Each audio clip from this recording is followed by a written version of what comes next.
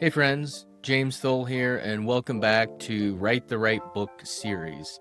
If you've been following along, you now have your topic from week 1 and your angle from week 2, and today we're diving into foundation number 3, the right promise.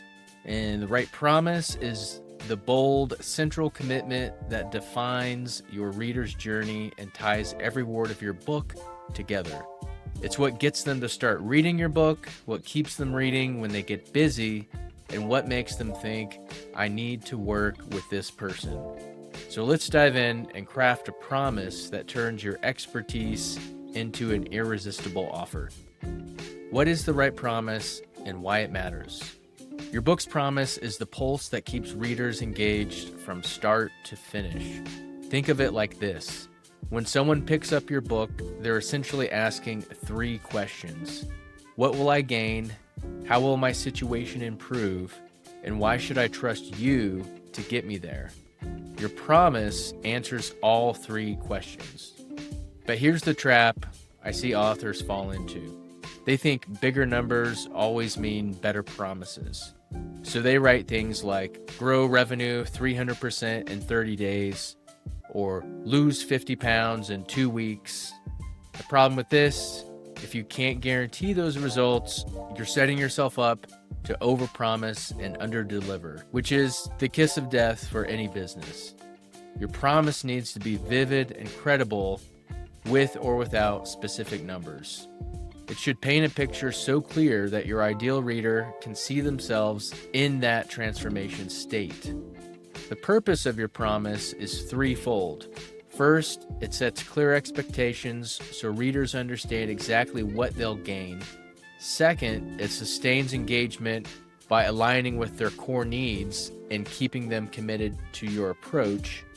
And third, it turns casual readers into trusting clients by demonstrating your ability to deliver. How to define your transformation. The heart of your promise is transformation, where your readers are now versus where you'll take them. But we're not talking about minor tweaks. We're talking about reshaping their reality in a meaningful way. Let me walk you through this with a real example. Imagine a service business owner. They're currently overwhelmed by 70-hour weeks, constantly managing client issues, tied to their phone even during vacations, stuck at low 6-figure revenue with no systems, and their team is overly dependent on them. Now envision their life after implementing your method. Calmer days with maybe 30 to 40-hour work weeks. Issues are rare. Their team handles most tasks independently. They can take real breaks. Revenue is climbing toward upper 6 figures. Processes are streamlined, and growth feels achievable rather than overwhelming. That's transformation. That's what people pay for. Let's break this down into the key benefits they'll experience. Financial benefits. Revenue could climb significantly, maybe from 100K to 300K annually to much higher levels by reducing overtime costs, improving efficiency, and securing better clients. Even without specific numbers, you can promise more profit with less effort. Emotional benefits.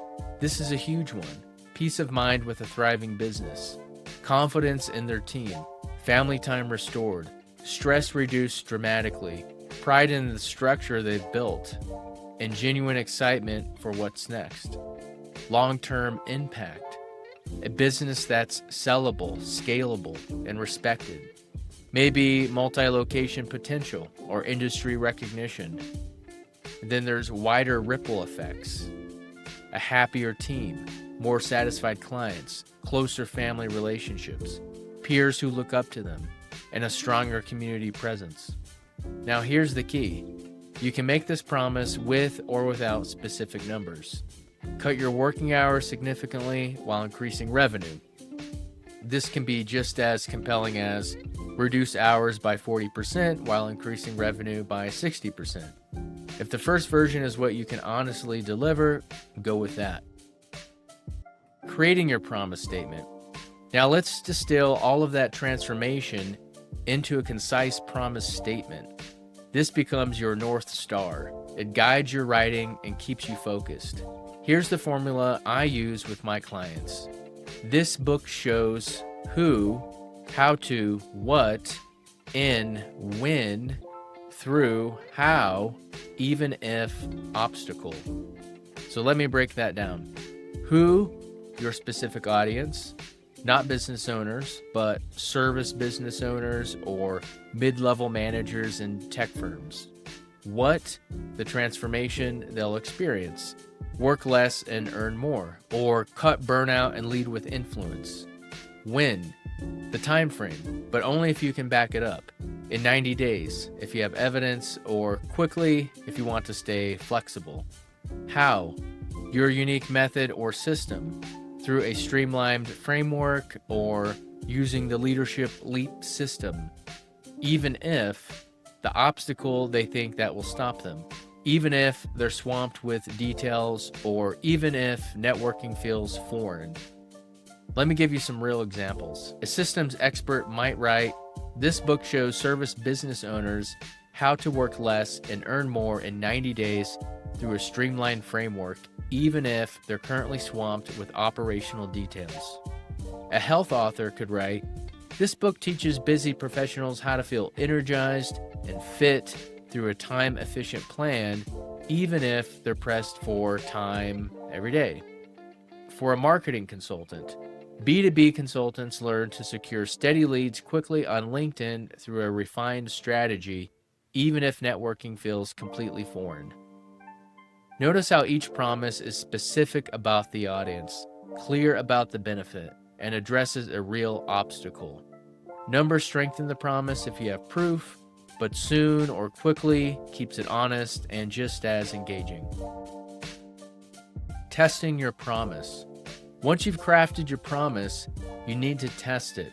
Here are the questions I ask my clients. First, does it address a real pain point your audience experiences daily? If someone in your target market read this promise, would they think, "That's exactly what I need"? Second, can you actually deliver on it? This isn't about perfection, it's about honest capability. If you promise double your revenue in 60 days, you better have case studies showing that's possible. Third, does it differentiate you from competitors? There are thousands of business books out there. What makes your promise unique and compelling?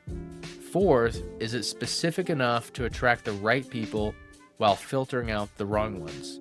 A vague promise attracts everyone and converts no one.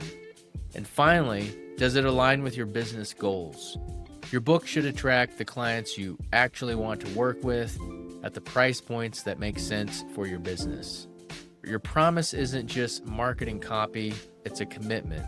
So every chapter, every example, every piece of advice in your book should support delivering on your promise. Common promise pitfalls to avoid. So before we wrap up, let me share the most common mistakes I see with book promises. First, the everything to everyone promise. Trying to solve every problem for every type of business owner. Narrow your focus and go deep. Second, the magic bullet promise. Suggesting that one simple trick will solve complex problems. Your readers are smart. They know business success requires effort. Third, the comparison trap promise.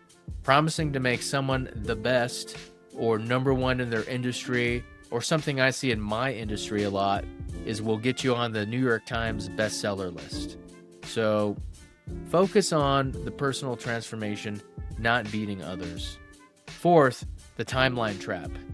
Picking arbitrary deadlines like 30 days or 90 days because they sound good without evidence that's realistic. And finally, the jargon overload promise. Using so much industry language that only experts understand it. Your promise should be clear to someone just entering your field. All right, here's your assignment for this week. First, using your topic and angle from the previous weeks, write out the transformation you help people achieve. Where are they now? Where will they be after working with you? Be specific about the financial, emotional, and practical changes. Second, craft your promise statement using the formula I gave you. Write 3 different versions and see which one feels most authentic and compelling. Third, Test your promise with someone in your target market. Read it to them and ask, does this sound like something you would want? Their reaction will tell you a lot. If you want to dive deeper into crafting your promise and see more examples, grab a copy of my book, Write the Right Book for Your Business. I include detailed templates and prompts for developing your promise, plus real examples from successful business books. You'll find the link in the description below. And make sure you're subscribed because next week we're covering foundation number 4, the right title and subtitle. This is where we take everything we've built and package it into words that grab busy professionals in just 3 seconds. Remember, your promise isn't just what you write, it's what you commit to delivering. Make it bold, make it real, and make it irresistible. I'll see you next week for the right title and subtitle.